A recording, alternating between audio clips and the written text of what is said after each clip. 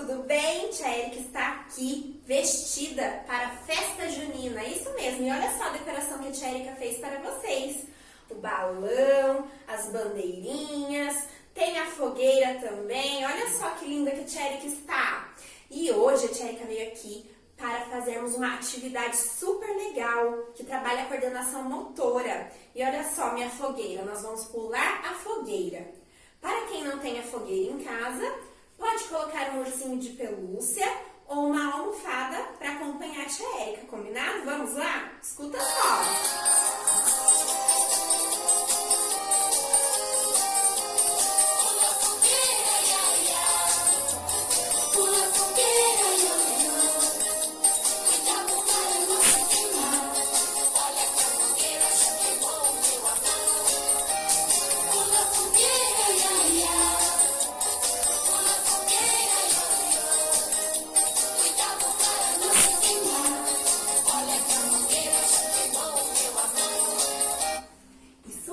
Pessoal, gostaram dessa atividade? Só quero ver vocês fazendo, hein?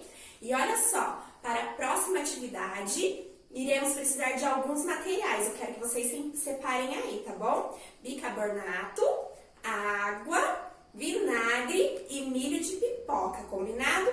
Precisamos de um recipiente transparente também comprido, combinado? Já já a tia Erika volta! Oi pessoal, a tia Erika voltou com os ingredientes e olha só, a tia Erika pegou uma assadeira, tá bom?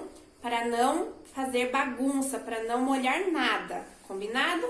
Então, ó, peguei o meu recipiente transparente comprido, certo? E o que iremos precisar?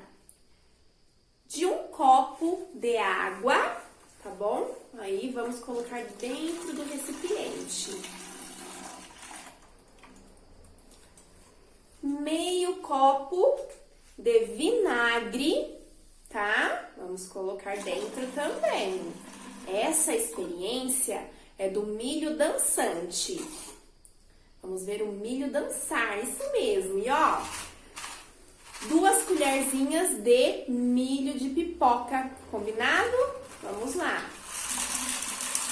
Coloquei tudo aqui dentro. E o que falta? Bicarbonato, isso mesmo, olha só. Vamos colocar para vermos o que vai acontecer, ó.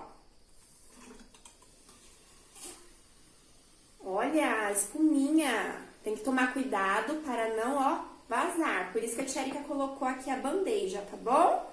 Olha só, vamos ver os milhos dançar agora, ó. Os milhos subiram e olha só, eles começaram a dançar. Pula, pula, pipoquinha. Olha só os milhos dançando. Olha que legal essa experiência dos milhos dançantes. Isso. Olha. Façam aí na casinha de vocês, combinado? Um grande beijo.